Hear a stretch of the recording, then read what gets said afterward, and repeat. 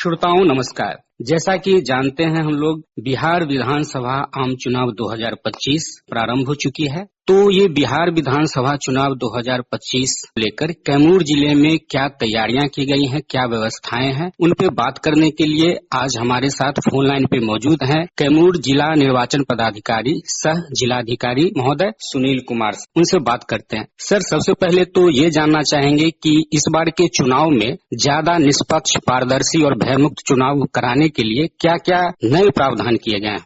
नमस्कार। इस बार का चुनाव अन्य चुनाव से बहुत मायने में अलग है। इस बार के चुनाव में हम लोग हर बूथ पर 100% वेबकास्टिंग करवा रहे हैं और ये लाइव वेबकास्टिंग होगी, जो कि डिस्ट्रिक्ट लेवल से लेके राष्ट्रीय लेवल तक लोग जो है देखेंगे कि बूथ पे क्या हो रहा है। और इसके साथ ही मोबाइल, जो कि आजकल एक आम लोगों के जीवन का एक अभिन्न अंग बन गया है, उसको बूथ पे बाहर रखने के लिए भी इस बार व्यवस्था हो रही है। कोई भी मतदाता जो है मोबाइल लेके वहां जाएंगे बूथ पे, तो उसके लिए हर बूथ पर एक वॉलेंटियर रहेंगे जो एक बैग में उनका मोबाइल वहां पर रखेंगे और जो वोट देके जब लौटेंगे तो उनको मोबाइल लौटा दिया जाएगा। और इसके अतिरिक्त पहले जो व्यवस्था थी कि कोई भी पॉलिटिकल पार्टी जो है बूथ से 200 मीटर दूर अपना बूथ स्थापित कर सकते हैं, लेकिन इस बार उसको घटा के 100 मीटर किया गया है और इन सभी प्रयासों से मतदाताओं को काफी सुविधा मिलेगी।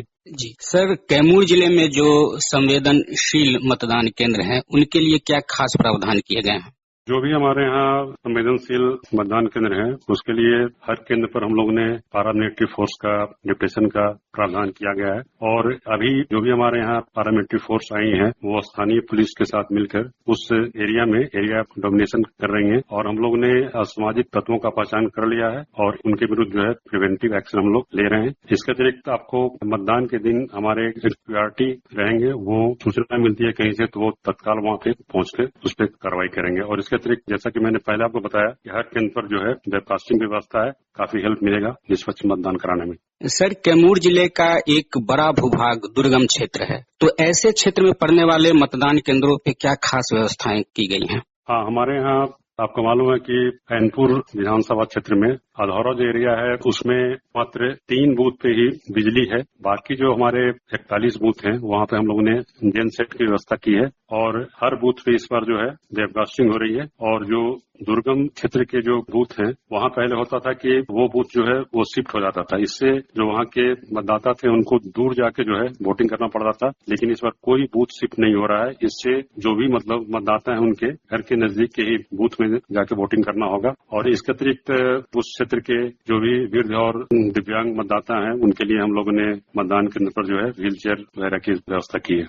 जो फर्स्ट टाइम वोटर हैं, पहली बार मतदान करने वाले युवा हैं, उनकी मतदान प्रतिशतता कैसे बढ़ाई जाए, इसके लिए क्या खास इंतजाम किए गए हैं? इसके लिए देखिए, अभी हम लोग ने बहुत सारे स्विप एक्टिविटी हम लोग ने किया है और उसमें हम लोगों ने देखा है कि इस बार जो भी हम लोग एक्टिविटी कर रहे हैं उसमें युवाओं की संख्या इतनी ज्यादा है और इतना उत्साह उनमें देखने को मिल रहा है, तो इससे हम लोग बिल्कुल आशान्वित हैं कि जो भी नए मतदाता हैं वो इस साल के मतदान में बढ़ चढ़ के हिस्सा लेंगे। और उसके बाद एक चीज और आप देखें कि अभी के जो हमारे युवा हैं वो बिना मोबाइल फोन के कहीं बाहर नहीं निकलते हैं, तो हम लोगों ने जो व्यवस्था की है कि बूथ के बाहर जो मोबाइल रखने की व्यवस्था की है, तो वो आएंगे वोट देने और बाहर जो हमारे वॉलंटियर हैं वहां उनका मोबाइल जमा हो जाएगा। उसके बाद फिर वहां से वो अपना मोबाइल लेके जा सकते हैं, फिर बूथ के बाहर जो है आप अपना एक सेल्फी भी ले सकते हैं, जो कि आप देखते हैं कि जो भी मतलब वोट देके निकलते हैं वो अपने उंगली में जो अमिट स्याही लगाया जाता है वो दिखाते हैं सेल्फी, तो इससे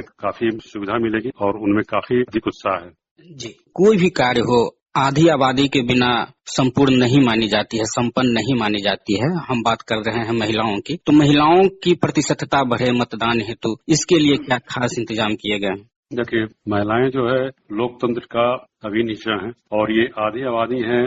इनके लिए हम लोगों ने बूथ पे जो है कुछ विशेष व्यवस्था की है, जैसे कि जो भी महिला है उनके लिए अलग से लाइन होगा और एक पुरुष जो जाएंगे पहले वोट देने के लिए, उसके बाद फिर 2 महिलाएं जाएंगी, तो उनको जो है विशेष सुविधा दी गई है। और इसके अतिरिक्त जो भी मतलब वृद्ध महिलाएं होंगी या दिव्यांग होंगी या गर्भवती महिलाएं होंगी, उनके लिए लाइन लगाने की कोई आवश्यकता नहीं है, वो सीधे जाके जो है मतलब उनको हम लोग वोटिंग करवाएंगे। और इसके साथ ही महिलाओं की भागीदारी बढ़ाने के लिए हम लोग पिंक बूथ स्वीप एक्टिविटी और हर बूथ पर EMF की सुविधा जो है उपलब्ध करा रहे हैं, इससे भी उनकी जो है भागीदारी बढ़ेगी। वैसे तो आपने दिव्यांगजन और वृद्धजन की सुविधाओं की बात की है, लेकिन एक बार हम फिर चाहेंगे कि हमारे सुनने वाले को बता दें कि जो हमारे वरिष्ठ नागरिक हैं और जो दिव्यांगजन हैं, उनके लिए क्या खास इंतजाम है मतदान हेतु? मतदान है तो जैसे जो भी मतलब ओल्ड एज के हमारे मतदाता हैं या फिर जो दिव्यांग हैं उनके लिए हर मतदान केंद्र पर जो है व्हील चेयर की व्यवस्था है और हर मतदान केंद्र पर जो है हम लोग 2 वॉलेंटियर नियुक्त कर रहे हैं और वो वॉलेंटियर जो है मतलब उनकी मदद करेंगे और साथ ही जो है ग्रीन चैनल की भी व्यवस्था होगी और हर जगह जो भी मतलब इस तरह के मतदाता हैं मतलब उनके लिए शेड की व्यवस्था होगी, उनके बैठने की व्यवस्था होगी, पानी की व्यवस्था होगी। चुनाव आयोग द्वारा बहुत सारे मोबाइल ऐप लॉन्च किए गए हैं, इनकी क्या सार्थकता है इन चुनाव में?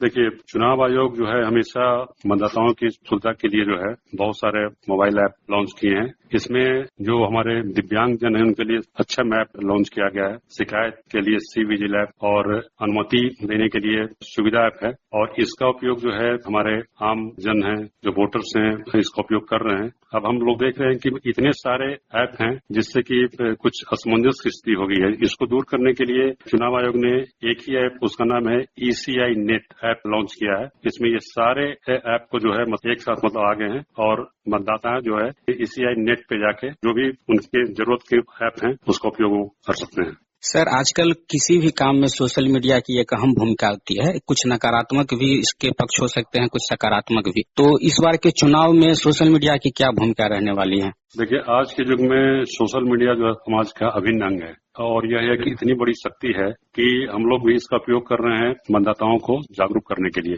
और हमारे यहाँ जो भी स्वीप एक्टिविटीज हो रही है उसको हम लोग लगातार सोशल मीडिया पर अपलोड कर रहे हैं। जहाँ एक तरफ इसका मतलब पॉजिटिव इम्पैक्ट देखने को मिल रहा है, वहाँ पे इसका दुरुपयोग भी संभव है। इसको नियंत्रित करने के लिए हम लोगों ने मीडिया कोषांग और पुलिस का साइबर सेल बनाया है और किसी प्रकार की अगर गलत गतिविधि की हम लोग को सूचना मिलती है तो हम लोग उस पर कार्रवाई कर रहे हैं। यदि किन्हीं के पास 11th आवर में अंतिम समय में मतदाता पहचान पत्र नहीं उपलब्ध है, ऐसे में वो क्या वैकल्पिक दस्तावेज लेके मतदान करने जा सकते हैं? अगर आपके पास ईपिक नहीं है तो 12 ऐसे वैकल्पिक दस्तावेज हैं जिनके आधार पर जो है आप वोटिंग कर सकते हैं और ये 12 दस्तावेज हैं: आधार कार्ड, मनरेगा जॉब कार्ड, बैंक डाकघर में जारी फोटोयुक्त पासबुक, उसके बाद आपको Ayushman Bharat health card, driving licence, PAN card, भारतीय पासपोर्ट, फोटोयुक्त पेंशन दस्तावेज या फिर आप किसी ऑफिस के सरकारी कर्मी हैं तो वहां से जो जारी हुआ आपको फोटो पहचान पत्र वो हो गया। सांसद, विधायक, इन लोगों का जो सरकारी पहचान पत्र है वो हुआ। फिर आपको यूनिक डिसेबिलिटी ID है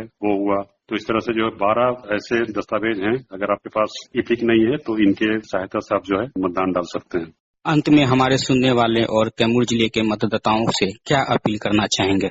देखिए, कैमूर जिला के जो हमारे मतदाता हैं उनसे हमारी अपील है कि 11 नवंबर को जो यहाँ पे मतदान हो रहा है उसमें आप जाके अवश्य मतदान करें और आपके लिए हर मतदान केंद्र पर शौचालय, पेयजल, रैंप, बिजली आदि की व्यवस्था है और सुरक्षा की पूरी व्यवस्था है। आप निर्भीक होकर मतदान करें और लोकतंत्र को मजबूत बनाएं। आपका एक वोट देश का भविष्य बदलने की क्षमता रखता है। आइए अपनी इस उज्जवल भविष्य के लिए हम मतदान करें। सर, आप आकाशवाणी सासाराम के लिए इतनी व्यस्त दिनचर्या से समय निकाले, इसके लिए आपका बहुत बहुत धन्यवाद। आपका भी धन्यवाद। Thank you.